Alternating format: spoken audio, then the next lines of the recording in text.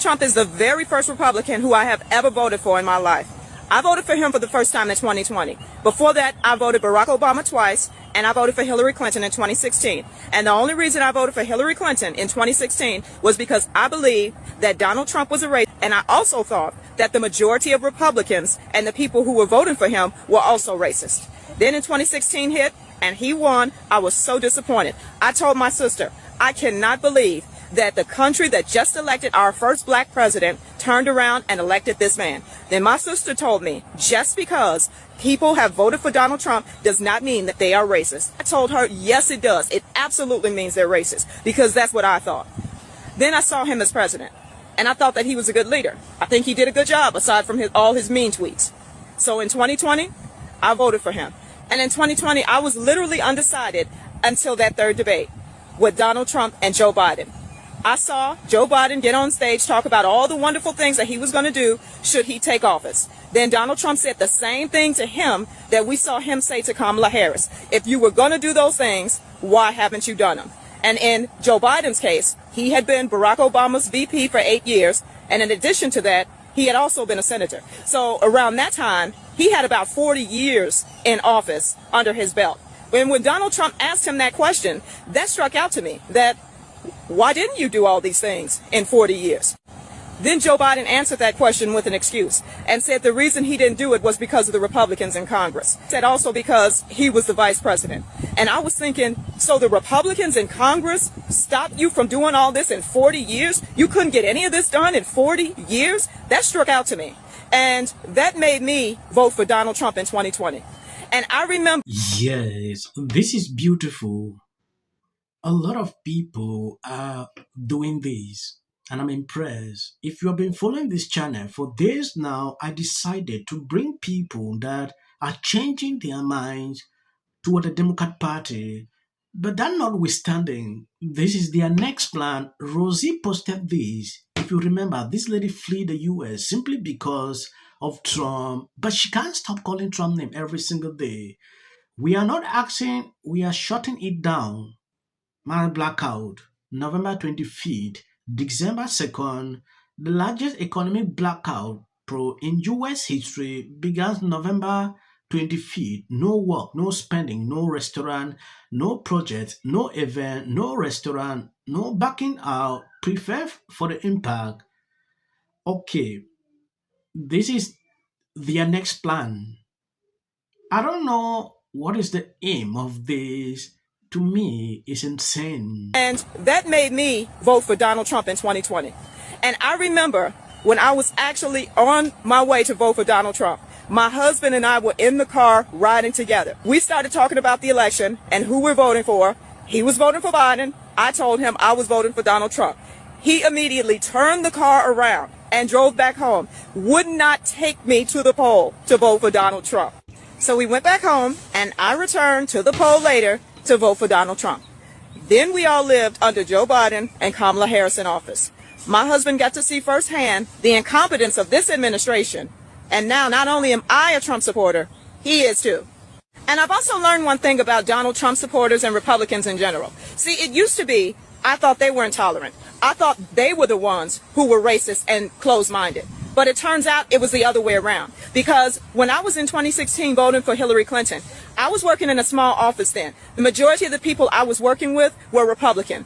They had no problem with me saying that I was supporting Hillary Clinton. They had absolutely no problem with it. Not one of those people tried to change my mind. Not one of those people treated me any differently because I thought differently than them. But the minute you turn away from that and say, you know what, I don't agree with that anymore. I don't agree with what the Democratic Party is doing anymore. I don't stand for that anymore. The minute you do that, the Democrats have a problem with it. But they're the ones preaching tolerance. They're the ones preaching acceptance. They're the ones talking about the hate. A lot of us do not believe that politicians should choose their voters. They believe that voters should choose. Yes, this is extremely beautiful.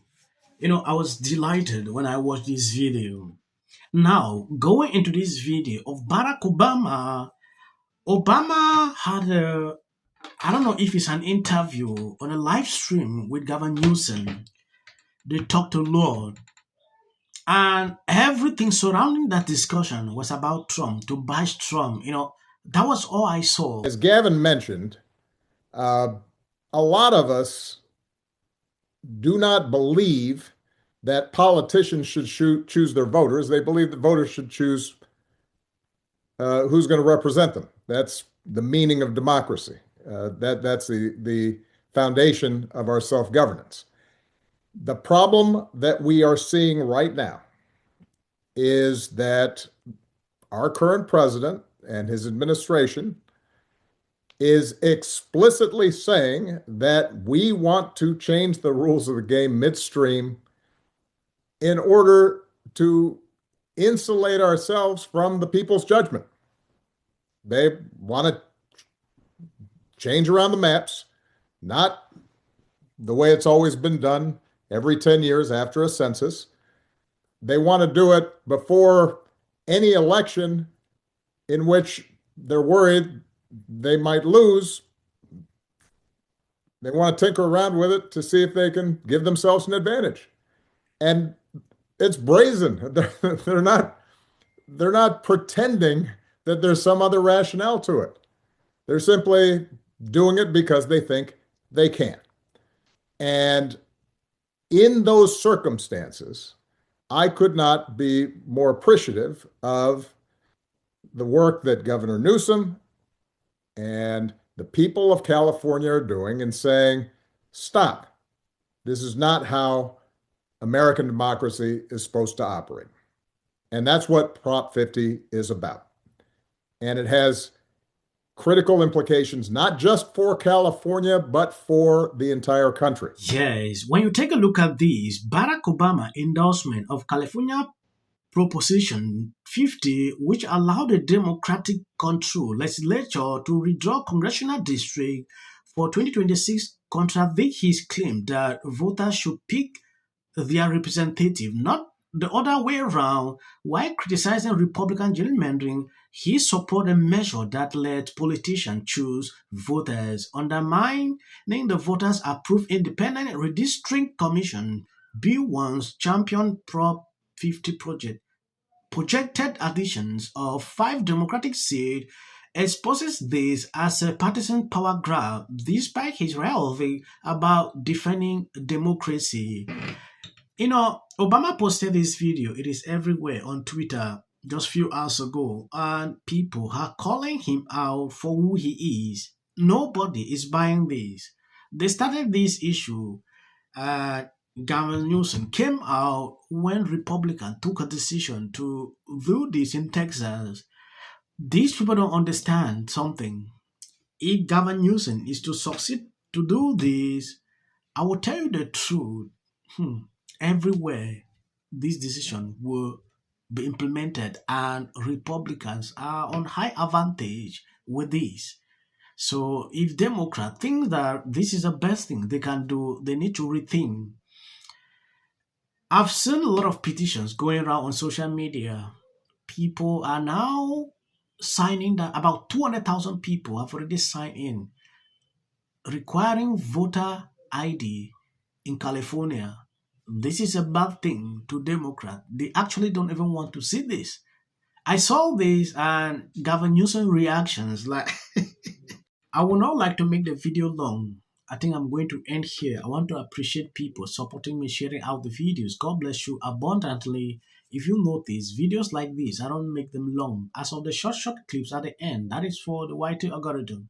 What Donald Trump should do is when he leaves the office, run for governor of California.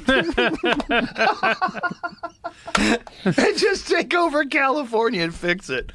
It would be hilarious if he did. It would be one of the funniest things of all time. If an 82-year-old man steps into the office of governor of California, we're going to fix everything. You've got a problem with water. I know how to get the water. It would be fucking hilarious. I mean, I don't know. I wouldn't even let him give me a Heimlich maneuver. And they were people. Almost exactly what Trump have more Republicans on the show, but they don't want to come on. They're scared of us. It's history. When I say I'm not going to be apocalyptic, he even gets an if the Democrat Because how many times do somebody asks for J.D. Vance should be the next president of the United States. If you want to serve in the American give interviews, I don't do that. JD Vance should be the next president of the United States. Happening at the moment. Yeah. President Obama Is blatant censorship. Because he says he has a team of fact checkers. The FCC. I want them to stop fooling around with my right to say what I feel. Americans, it's a part of who we are. because that is really something that didn't happen before. Does anybody else watch The View? Because I think there's... I'm going to say one. Look, there are certain rules of free speech. The right to have a television show. All the same people that are in these polite. Dave Chappelle. Without of interest.